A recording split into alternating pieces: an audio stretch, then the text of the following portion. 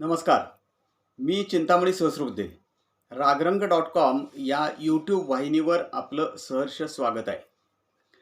मित्रांनो, राज्यसभेची निवडणूक अखेर बिनविरोध झालेली आहे आणि राष्ट्रवादी काँग्रेसचे ज्येष्ठ नेते शरद पवार यांची महाविकास आघाडीनं एकमतानं उमेदवार म्हणून निवड केली आणि त्यामुळं अर्थातच 7 जागांसाठी असलेली राज्यसभेची निवडणूक बिनविरोध झाली.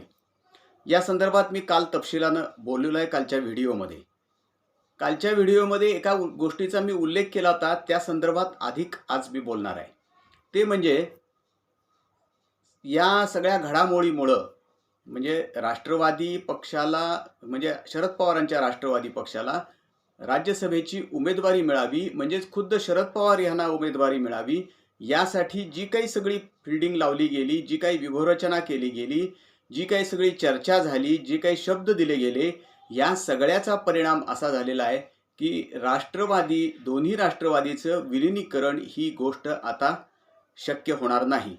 तो विषय आता संपल्यात जमा आहे. स्वतः राष्ट्रवादीचे नेते आमदार जयंत पाटील यांनी सुद्धा ते स्पष्ट केलेलं आहे.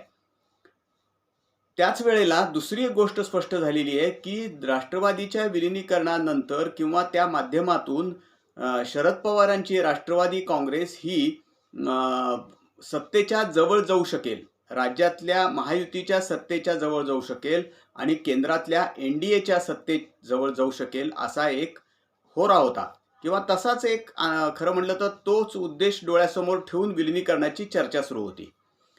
शरद पवारांची राज्यसभेची उमेदवारी आणि शरद पवारांचं राज्यसभेतलं खासदारपद हा एक भाग होताच. तो आता महाविकास आघाडीच्या माध्यमातून साध्य झालेला आहे. त्यामुळे तिथं आता काही विलिनीकरणाचा प्रश्न राहिलेला नाही. परंतु ही खासदारकीची उमेदवारी मिळवताना आणि निवडणूक बिनविरोध करताना राष्ट्रवादीला उमेदवारी पदरात पाडून घेण्यासाठी ज्या काही शब्द द्यावे लागलेले आहेत, जे काही शब्द द्यावे लागलेले आहेत, ज्या काही गोष्टी कराव्या लागलेल्या आहेत, त्यामुळं प्रामुख्यानं खासदार सुप्रिया सुळे यांचं केंद्रातलं सत्तेत जाण्याचं जे काही उद्दिष्ट असेल, कदाचित त्यांनी काही जाहीरपणे असं सांगितलेलं नव्हतं, परंतु जे काही उद्दिष्ट असेल ते आता जवळजवळ अशक्यप्राय बनलेलं आहे.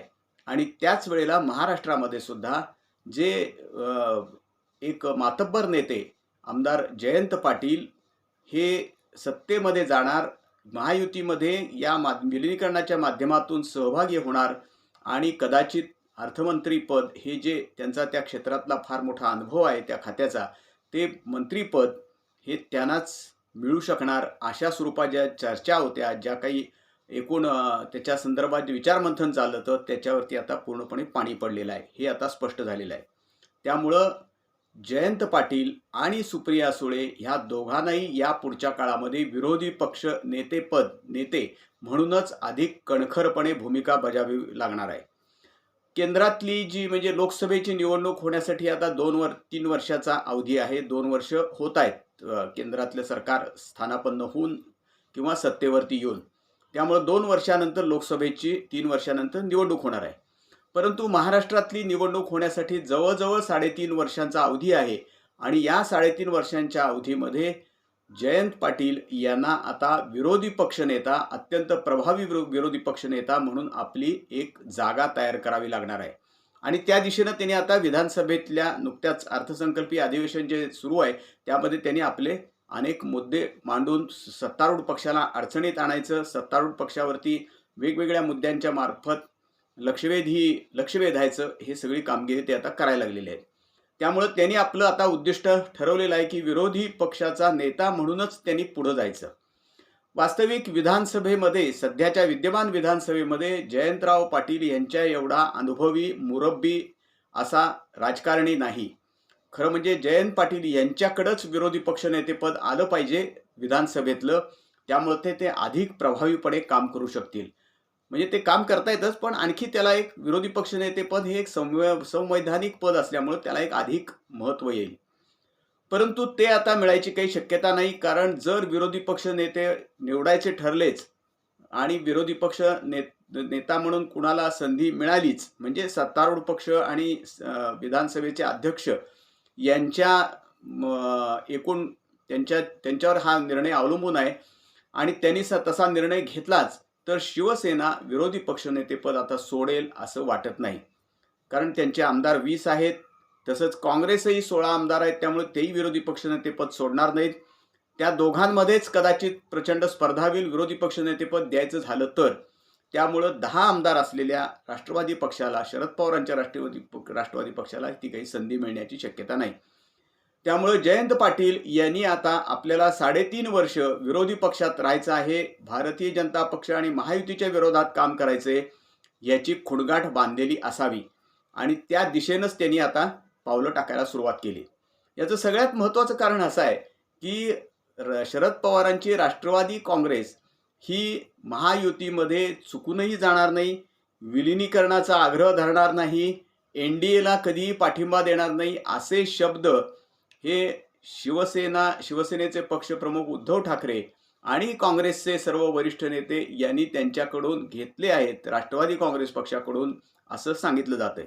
आणि हे शब्द द्यायसाठी पवार साहेबांनी ज्या दोघांना पाठवलेलं होतं त्यामध्ये खासदार सुप्रिया सुळे होत्या आणि आमदार जयंत पाटील होते. त्यामुळे त्या दोघांनीच सांगितलेलं आहे की असं होणार नाही, यापुढे एनडीए बरोबर जाणार नाही, विलिनीकरणाचा विषय आम्ही काढणार नाही आणि महायुतीच्या मध्ये जाण्याचा प्रश्नच येणार नाही.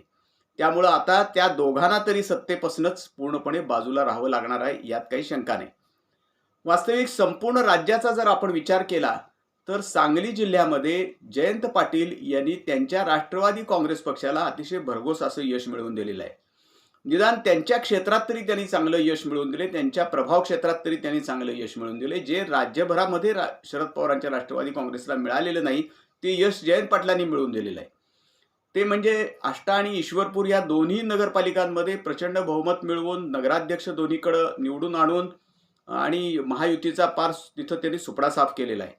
त्याच वेळेला जिल्हा परिषदेमध्ये सुद्धा त्यांनी शरद पवारांचा राष्ट्रवादी काँग्रेस हा 1 नंबरवर नेलेला आहे, 18 जागा जिंकलेल्या आहेत आणि आता ते सत्ता प्रस्थापित करण्यासाठी वाटाघाटी करणार आहेत. आता एकंदर वरचा सगळा प्रश्न मिटल्यामुळं महायुतीबरोबर जायचा वगैरे, त्यामुळं आता जयंतराव मोकळेपणानं इथं सांगली जिल्ह्यामध्ये राष्ट्रवादी काँग्रेस आणि उबाठा आणि काही अजितदादांची राष्ट्रवादी काँग्रेस किंवा शिवसेना यांना बरोबर घेऊन, म्हणजे शिंदेंची शिवसेना यांना बरोबर घेऊन आता जिल्हा परिषदेत सत्ता स्थापनेसाठी ते आता मोकळे झालेले आहेत. ते कदाचित आता ही राज्यसभेची सगळी आता विषय संपल्यामुळं ते आता त्या कामाला लागतील आणि जिल्हा परिषदेमध्ये सत्ता प्रस्थापित करतील. किमान आष्टा आणि ईश्वरपूर मधली नगरपालिकेची सत्ता आणि जिल्हा परिषदेमध्ये राष्ट्रवादी आणि काँग्रेस प्रणित महाविकास आघाडीची सत्ता, एवढं तरी त्याचं यश त्यांना त्याच्यामध्ये मिळेल, यात काही शंका नाही. आता या 3.5 वर्षामध्ये त्यांना विरोधी पक्षनेते म्हणून जबाबदारी पार पाडायची आहे, परंतु त्याच वेळेला त्यांनी सांगली जिल्ह्यात तरी निदान आणि काही जिल्ह्यात, बाकीच्या जिल्ह्यात सुद्धा असं झालेलं आहे की अजितदादांची राष्ट्रवादी काँग्रेस आणि एकनाथजी शिंदे यांची शिवसेना यांना बरोबर घेऊन काही वेळेला त्यांच्या विरोधात उमेदवार उभा न करता काही वेळेला त्यांच्याशी समझोता करून सांगली जिल्हा परिषदेची निवडणूक जयंतरावांनी इथं लढवलेली आहे आणि चांगलं यश मिळवलेलं आहे. त्यामुळे त्यांच्या म्हणण्याप्रमाणे अजितदादांची राष्ट्रवादी काँग्रेस आणि शिंदेंची शिवसेना ही शरद पवारांच्या राष्ट्रवादीचे मित्रपक्ष आहेत सांगली जिल्ह्यात तरी. हेच समीकरण जर राज्यामध्ये कदाचित कालांतरानं निर्माण झालं, होऊ शकतं, राजकारणामध्ये काही होऊ शकतं. शिवसेनेतनं एकनाथ शिंदे बाहेर पडतात आणि राष्ट्रवादीतून अजित पवार बाहेर पडतात, तर राजकारणामध्ये काही होऊ शकतं. असं समीकरण काही बदललं राजकीय राज्यातलं तर कदाचित जयंत पाटील यांना सत्तेची संधी मिळू शकते. तोपर्यंत त्यांना किमान विरोधी पक्षाचे नेते म्हणून काम करायचे, राज्यात ती जबाबदारी पार पाडायची आणि ते निश्चितपणे पार पाडतील, यात शंका नाही. राज्यसभेच्या या निवडणुकीमुळं ह्या दोघांची म्हणजे खासदार सुप्रिया सुळे आणि जयंत पाटील हे विरोधी पक्षातच यांना काम करावं लागणार आहे. अनुक्रमे 3 वर्ष आणि अनुक्रमे 3.5 वर्ष हे आता जवळजवळ स्पष्ट झालेलं आहे आणि स्वतः जयंत पाटील यांनीच हे कबूल केलेलं आहे की आता हा विलिनीकरणाचा विषय आता संपलेला आहे. त्यामुळं यापुढे विरोधी पक्षनेते म्हणून काम करायची जबाबदारी त्यांच्यावर आली आणि ते चांगली पार पडतील, यात काही शंका नाही. आमचं हे रागरंग.com ही जी यूट्यूब वाहिनी आहे ही आपण लाईक करा, शेअर करा आणि सबस्क्राईब करा. धन्यवाद.